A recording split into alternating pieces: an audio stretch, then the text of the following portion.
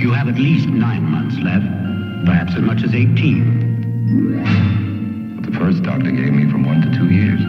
I hope he's right. What are you going to do? Well, I have no family. Haven't taken a day off since law school. Guess I'll try to squeeze 30 years of living into 1 or 2.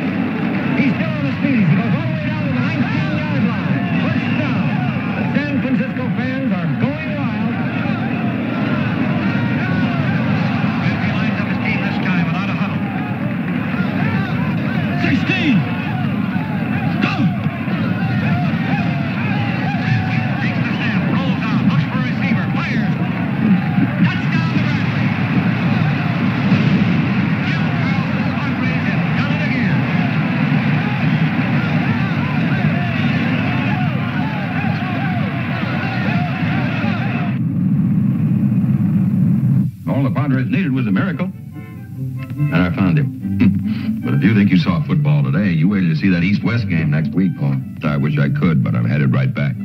I finished what I came for, and I wrapped up what brought me here in an hour this morning. Oh, Paul, you can't. We haven't had time.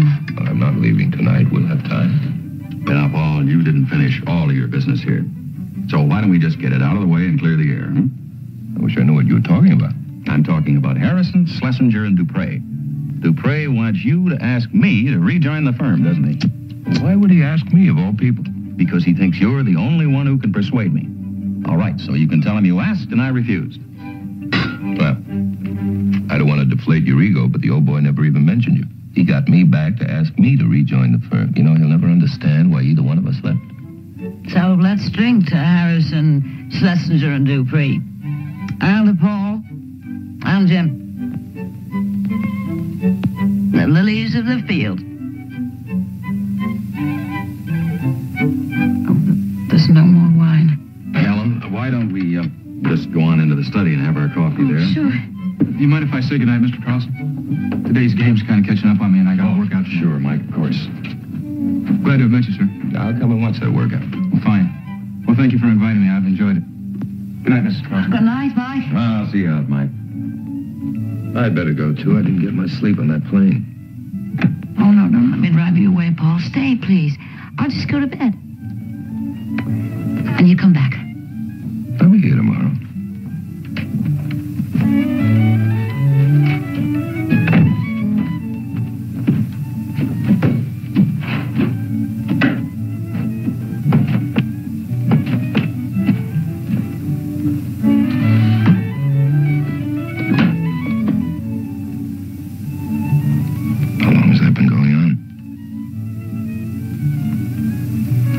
months, maybe 4. Steady? Some days she doesn't even start till noon. And if you're going to ask me why, Paul, I don't know. She won't talk to me. She shuts me out every time I try. She won't talk to her doctor. It's something way down deep inside, as though she were trying to kill what's bottled up in there with that other bottle. Look, you and I have got a lot to catch up on. Go on into the study. I just want to be sure she's all right.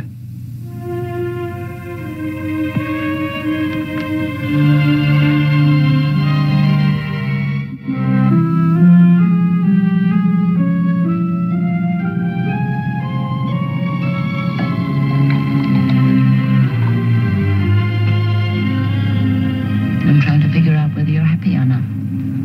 I enjoy myself. Now, there's a completely unsatisfactory answer. Well, why? I have nothing to do but enjoy myself and worry about the people I love. Of course, you can turn into a first-rate meddler doing that, mixing in other people's business. But I do start meddling when I see one of those people turning into a first-rate lush. You are meddling, Paul. And as you said, it's none of your business. Yes, it is. Now, Jim won't tell me what's wrong. I want you to tell me. You have all the time in the world. You shouldn't be wasting it here. No, I'm not going until you put that juice away and talk to me. You won't talk to Jim. You won't listen to your doctor. And at the rate you're lapping it up, you'll be in a hospital in 3 months. Goodbye, Paul. Well, Ellen, you're one of the best. I can't stand and watch the best go down the drain. There isn't anything you can do. I don't need help. All I need is this. Well, maybe you're past caring, but I'm not. Why don't you call it a gift to an old friend? Why? Why, Ellen? Without it, I'd have to open the door. Open what door? Well, there's a door. I've never spoken to anybody about it till now. Well, behind it, there's something I just don't want to know about, something I just can't face. Don't give me metaphors, Ellen. Tell me what's wrong. Oh, well. I'll learn to live with it. Then I won't need this. Learn to live with what? Learn to live with what?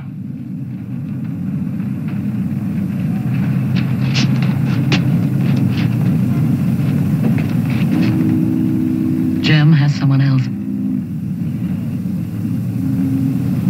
You know that? I believe it. Hey. You're doing this to yourself because of something you think? I don't want to know it, Paul. Not the name, not the face. You can understand that? No, I don't. Now, what do you know? Enough. Not from what you've told me so far. Now, come on, Ellen. You tell me the rest. No, if I tell you, you'd feel you'd have to tell Jim. And then I'd really know. And I don't want that. At least now I'm not sure. By half the time, I don't even believe it is so. Well, Ellen, I will go to Jim, and fast, unless you tell me what's going on. You wouldn't do that. Oh, yes, I will, right now. If I told you, you won't go to him? Do you swear to that? Yes.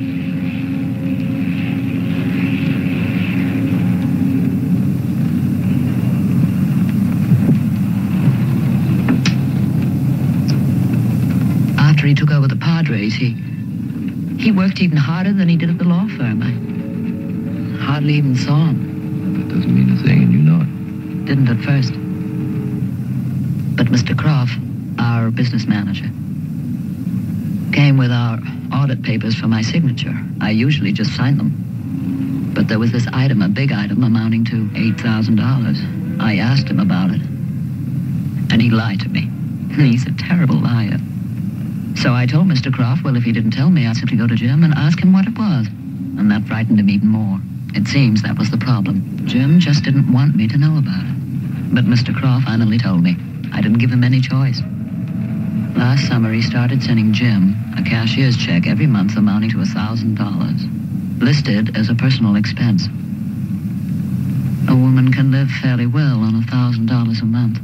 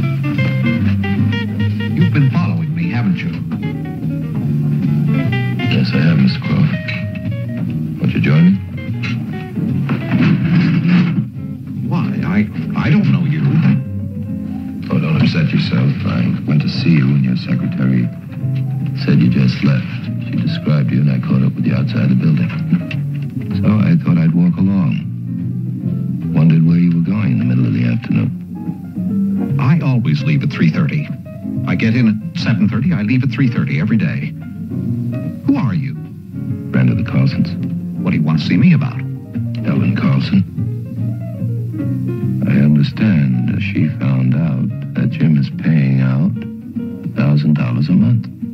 How do I know you're a friend of the Carlsons? I don't believe you are. My name's Paul Bryan.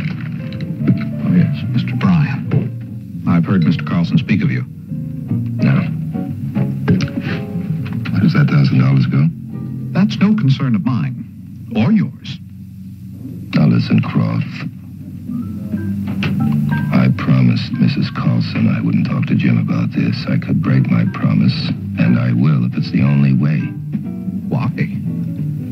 She may be right handling it the way she is. Ellen Carlson's on the verge of becoming an alcoholic. Do you know that? Yeah, that's how she's handling it. And it's because of an idea you put in her head. I?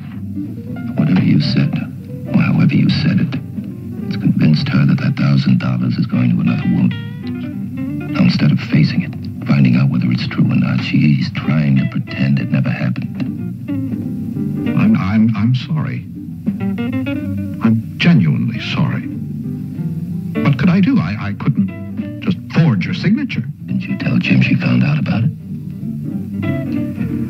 Mr. Carlson was terribly firm about that. About not letting her know. He even considered signing for her. After all, returns are rigidly honest. But I assured him that she didn't check the papers, that she wouldn't notice the item. But she did.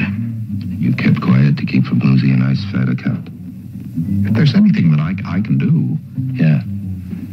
You can help me find out where that money goes. Won't say anything to Ellen or Jim. But if it isn't, if I can prove to her there is no other woman, that's the end of a very serious problem. Mr. Carlson was so firm about not letting her know.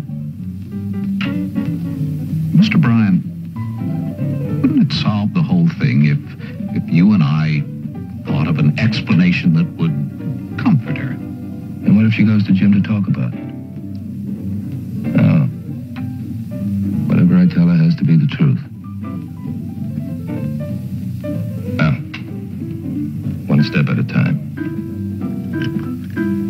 That money is in the form of a cashier's check. Made out cash. And you give it to Jim once a month, is that right? I send it to him. To his office? Yes, at his request, the envelope is marked personal. And this is a set routine. You send it to him the same time every month? Yes, check went out in the afternoon mail yesterday. Thank you, Mr. Croft. Sent that check yesterday, huh? Yes. It would get to his office today, right? Yes.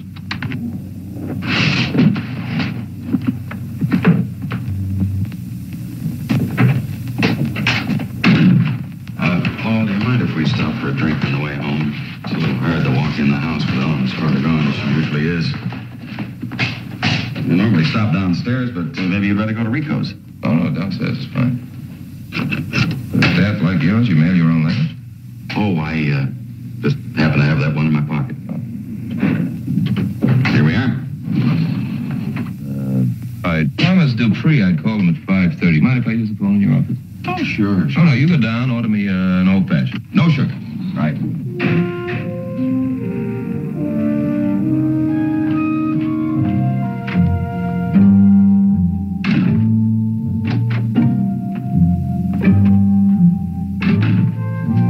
I do something for you?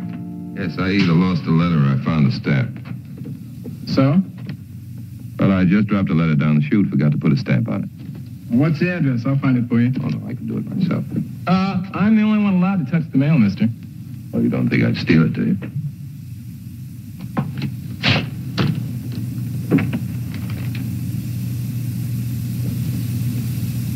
Thanks.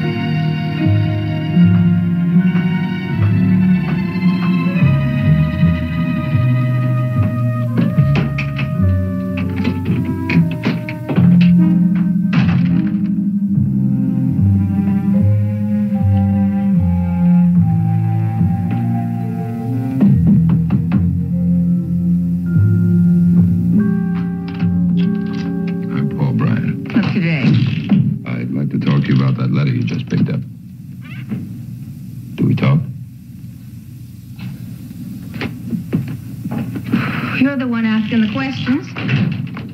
You picked up a letter at box 202. It's still in your purse. Okay, so I picked up my mail. What's that making? That doesn't make you anything if you're J.C. Peters. That's who the letter's addressed to. But if you're not, you could be in a lot of trouble. You a cop? If I were, I'd be showing you my identification, wouldn't I? Depends on what you want. I want you to tell me about that letter. Sorry. And if you're not a cop, I can pick up the phone and get me one up here in 2 minutes. Oh, no. Let me. Where's your phone? Now, look, wait a minute. My hands are clean. I don't know anything. I told this guy, I said I'm just an errand girl. If there's any trouble, I'm not sticking my neck out for you. Think I'd get in trouble for him? Take it. He's in there now. Take it and tell him I've had it. For 20 lousy bucks a month, I'm not sticking my neck out. I warned him, I said, any trouble, and it's all yours. Where does he live, next door? No. Down the hall, number 3. Say. Yeah. You don't know anything about him, do you? No. Boy, you ever in for a shock, sweetie. And his name ain't Peters, it's Cowell. George Cowell, Jr. What's your name? Go on, you got your letter. You ain't got nothing on me. Get out of here.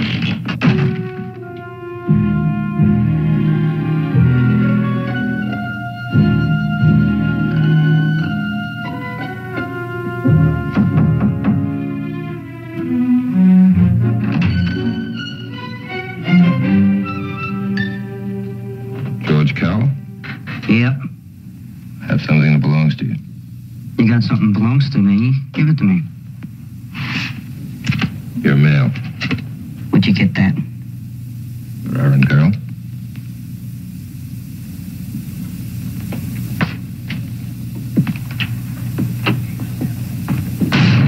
Okay, let's have it. Oh, not yet, you won't.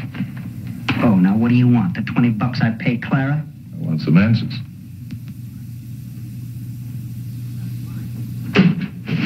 That letter's mine, mister, and I don't have to pay for it. Well, that answers one of the questions. You're J.C. Peters. Well, in my business, I've used a lot of names. Now, what about that letter? What's in it? Well, you know that, or you would have opened it before you knocked. That's right, I know what's in it. I want to know if you do. My paycheck. And it wouldn't be too smart of you to try to hang on to it. Your paycheck? That's right. Now, what is this? Where does the check go? George Cowell Welfare and Benefit Society, okay? Stop here, go on to somebody else. Those are my creditors. It doesn't go to somebody else, like a woman? Oh, now, let's you give up some answers now. I already asked you, what is this all about? And I ask you where Jim Carlson's money goes. I answered you. If you don't like it, you can ask Carlson. Oh, come on, you can give me a quicker answer. Did, remember? My paycheck, my fee for services rendered. J.C., with a fee like that, you could afford to live better than this. Well, you ain't no cop. What are you, lawyer? If that check stops here, there's only one thing it could be. You call it a fee. The law calls it blackmail. Oh, would it now? Well, why not just a fee? Because fees are deductible. Jim Carlson doesn't deduct what he pays you. And you're right. I am a lawyer. Well, have a seat, counselor. I won't be able to stay that long.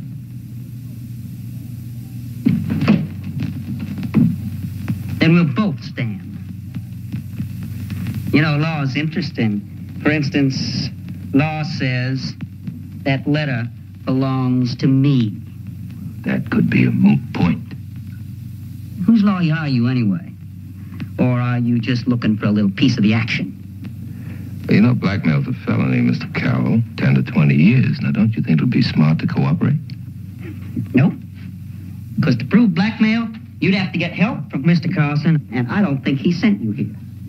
So you just stop wasting time, lawyer. You show your cards or drop the bluff. Lousy hand, huh? Yeah, you see, I'm a lawyer, too. Jailhouse lawyer. You know, in the circus, carny wheel, you pick up a lot of law. You got to. Now, you try to take that envelope out of here, I'm going to have you up for theft. You're no cop, you got no warrant, and taking my fee is a felony, too. Because that check is $1,000. 10 times what it takes to make a felony. 10 to 20 years, Mr. Counselor, just like blackmail. You're a tough man, Mr. Cowell. By the way, you pay taxes on that? Oh, I pay. File just like everybody else. My fee for services performed. Now, you done? Well, yeah. I think I'll go and see Jim Carlson. If you could do that, you'd have done it. No, that's your problem. You're just up against a dead end. Now, goodbye. What does he look like? Don't you know? Well, if you're working for him, you know what he looks like. If you're not, let's stop kidding around. You're a blackmailer. Now, you tell me what he looks like, and I'll believe you. Well, I don't care if you believe me. Now, how about saying goodbye, huh? I got company coming. There are no witnesses in this room. I can't use anything you say against you. So, can't hurt you to tell me the truth. Are you a blackmailer, or are you just a go-between? Oh, is somebody blackmailing that poor fella? Well, I just perform a service. Now, look. Mrs. Carlson found out about those checks. And she thinks the money goes to a woman. If I can prove to her it doesn't, I can save her life. Oh, what? Now, what are you talking about? What kind of ploy is this? She thinks there's another woman. She won't face her husband. She's afraid to hear the answer. So she lives with what she does know. And she drinks to make it easier. Oh, that's a sad story. Well, what's the moral? Ignorance is bliss? Sadder than that, Mr. Cowell. Now, if there is another woman, you tell me, and that'll be the end of it. You won't see me again. Oh, I see. If I say it is a woman and I'm just a messenger boy, you get off my back, huh? And if I say there's no woman, then you're convinced I'm blackmailing Carlson. Well, I don't need the trouble, lawyer. So, yes, it is a woman. Now, goodbye. You should have been a lawyer, Mr. Cowell. You would have been a good one. You know how to answer a question without revealing a thing.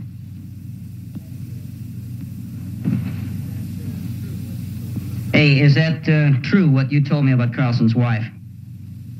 The truth, so help me. It's the only reason I'm here. Well, there ought to be some way to convince her that that money's not going out to some other dame. Isn't it? No, I didn't say that. I just said, since you know Mrs. Carlson, you ought to be able to think up something. Oh, it wouldn't work. It has to be the truth. Now, if you're not a go-between, if there isn't another woman, help me prove that to her. Please. I'm sorry, Counselor. My deal with Carlson is private. Now, if he wants to talk about it, fine. Why don't you go talk to him? Not until I know the truth, and you haven't given it to me. I can't afford to. I'm sorry. I'm real sorry. But goodbye.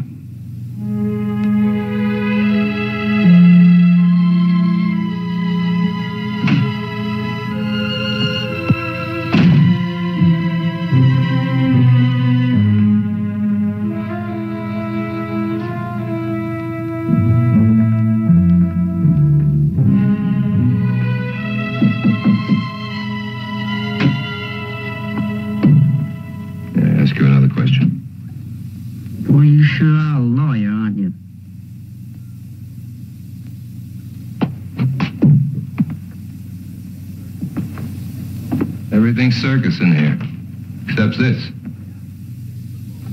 Well, why not? He's one of the greatest football players ever.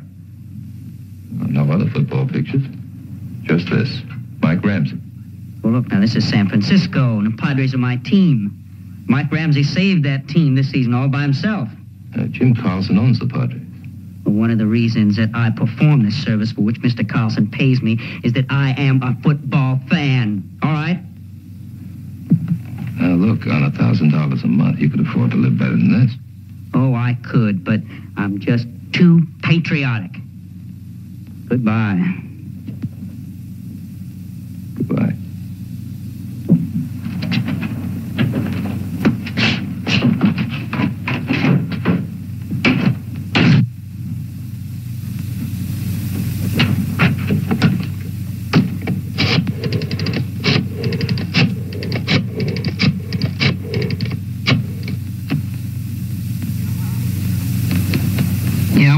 Carlson. Will you find him? No, you tell him J.C. Peters is calling. No, I'm not going to give you a phone number. I'm calling from a phone booth. Now, you tell him J.C. Peters is calling, and it's important. You get him to stay put for a while so I can get a hold of him.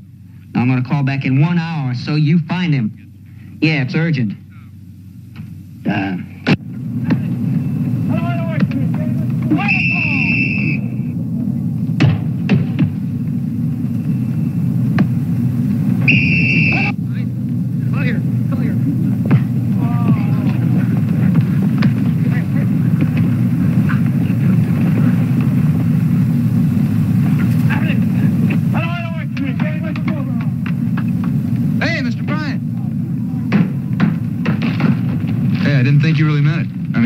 To see me work out. You look good. Oh, not bad. I still need work, but not bad. Hey, can you stick around until I get cleaned up? Does the name George Cowell mean anything to you? No, nothing. Why'd you turn away? Because I'm hot and I'm dirty and I want to go take a shower. Who is this Cowell? Should it mean something to me? Does the name J.C. Peters mean anything? No. Why? Mike, I hope you're not playing games with me. There's a woman's life at stake. A woman's life? That's right. A man named Cowell or Peters? Where do I come in? The woman is Ellen Carlson. I still don't know what you're talking about. This George Cowell is a dwarf. Does that mean anything to you? Are you putting me on? No, I'm not putting you on. Well, there's nothing I can do to help you, Mr. Bryan. Sorry. Okay. Now, don't say anything about this to Jim, huh? I won't say anything about it to anyone. I wouldn't know what to say.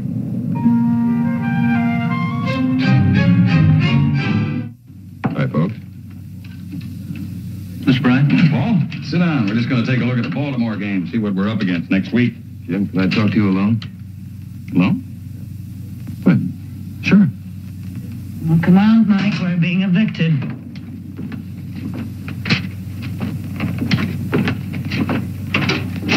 What is it, Paul? Anything wrong? I found out something by accident. Something disturbing. Something I couldn't ignore. You're doing business with a man named J.C. Peters? That's right. How did you know about it? I met him. He didn't try to hide it. You met him? Just by accident? He says he's on your payroll. Yes, he performs a service for me. I pay him for it. It's a small fee. Even for you, Jim, $1,000 a month is no small fee. For the service he's performing, it happens that I'm underpaying him. However, that is the figure that we set on after a little negotiation, and he accepted it. Paul, what is this big thing? What's the mystery all about sending people out of the room? I don't have anything to hide. Haven't you? No. You mind? Huh, go ahead.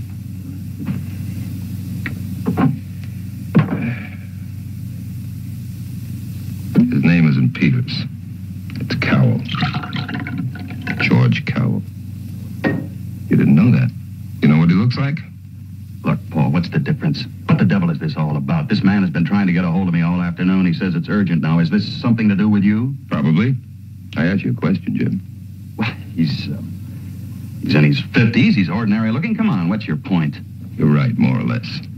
He is in his 50s. He's pretty ordinary looking, except for one thing. He's 2.5 feet tall.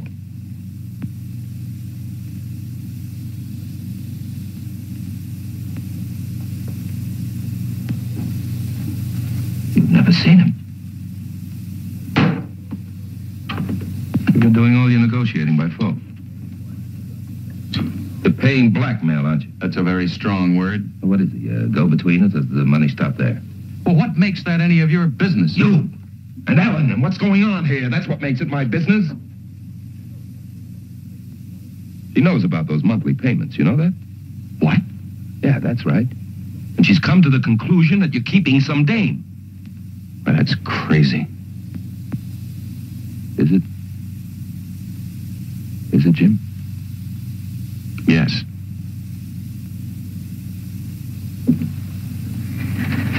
I'm glad to hear it. I never thought it was, but she does, you see, and that's why. Why didn't she come to me, Paul? Why? Because she was scared, frightened to death that she was right. But she kept telling herself that maybe it was something else.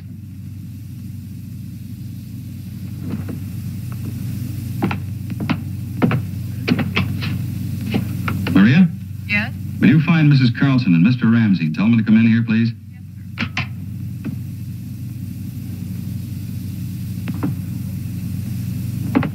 Well, I almost lost every dime I had on that ball club. Mike Ramsey saved my neck. 19-year-old kid I picked up at a junior college. When I went to sign him up, he jumped at the chance, but he was a minor. We had to have his father's approval on the contract. His mother had died a few months before. Well, no problem, he said. And off to Oregon he went, or so he told me. And he came back with the signature, Father Joseph Ramsey. End of problem? When the press started writing about Mike, I got a call from J.C. Peters. Then he says, Mike is a minor. How comes he playing pro ball? I say I have a contract approved by his father. And he laughs at me and says I'd better take another look. He says that Joseph Ramsey was once Mike's stepfather, but that he is Mike's real father. Well, I went to Mike, and Mike wouldn't talk to me. He admitted that Joseph Ramsey was not his father, was not his legal guardian, and that J.C. Peters could prove it. But that's all he'd say to me, Paul. Huh. Mr. Peters and I negotiated by telephone. And now every month he gets a check for $1,000 for verbal approval of the contract, as he puts it. That's it. No more. You don't need it anymore. So I've been keeping a woman, huh? Yes, I have. I have been keeping a woman. One I love very much. You, Ellen. And I've been paying $1,000 a month to keep Mike's contract. Look, I'll explain it all to you later, but right now just get it through your beautiful head that you've been wrong. You've been drinking yourself into oblivion, and you've been wrong, and so have I. I love you. Will you believe that? I love you, Ellen. Now listen, I want you to go upstairs and start packing. We are going to get on an airplane, and we're going to, we go to Antibes, and we're going to have the doggone second honeymoon you ever... Jim Carlson. Yeah, I've been trying to get a hold of you all day. Well, Mr. Peters, since you are pushing yourself into my private life, just hold on a second, will you?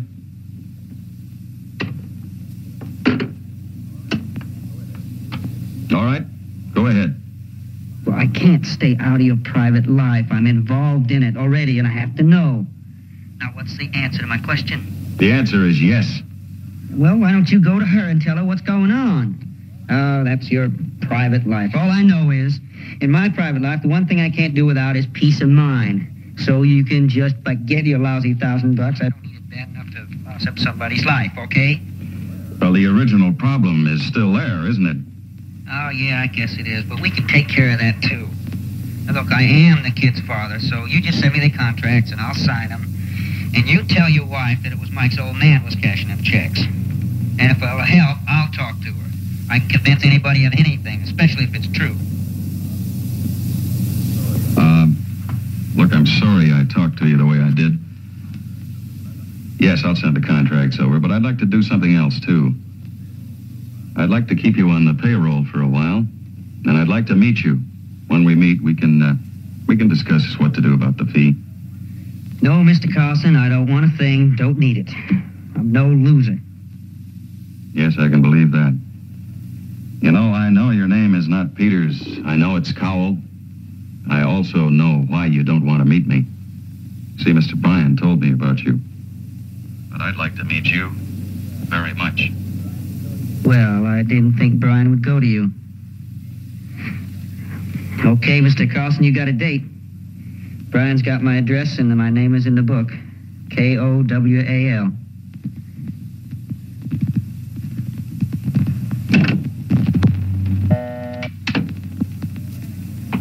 All right, what are you standing there for? Start packing. We're going to have the time of our lives. We're going to dance and swim and eat. And you know, we may even have a couple of drinks. Hey, Paul, you'll be here tomorrow. All Please right, see come us on, all, let's because go. I Come owe on. you some.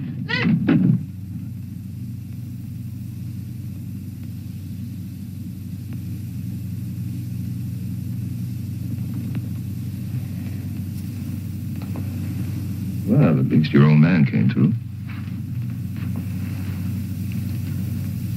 You had your chance today, Mike, but you blew it. You really blew it. Don't go preaching to me, Mr. Bryan. Oh, I'm not preaching. I'm just curious. You're a big, strong boy, a hero to all those fans out there. Is it so important that your father is different from the rest of us? Important enough to let a woman drink herself to death? You didn't answer my question. And I don't intend to. Jim is too decent to tell you, but I'm not. Don't push me. I'm not pushing. I just want to understand. Somebody like you will never understand what I did, so why don't we just drop it? Okay. Maybe we'd better.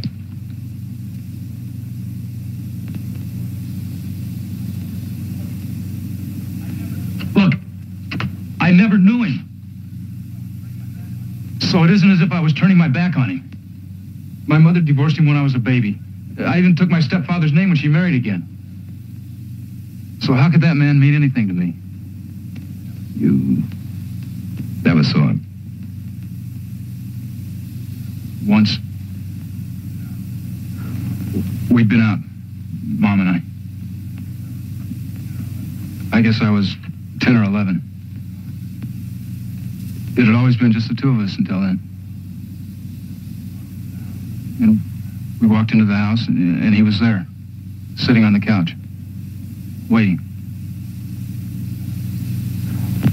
Got up, and Mom just stood there, white and shaking, not even looking at me. She'd never told me about him. I mean, about him being... So I said, what are you doing here? What do you want? He just looked at me. He said, I'm your father. I ran. I turned and I ran. Mom found me 2 days later and brought me back home, and he was gone. I haven't seen him since. So you went through a rough one, Mike. We all have a story. You're a big boy now.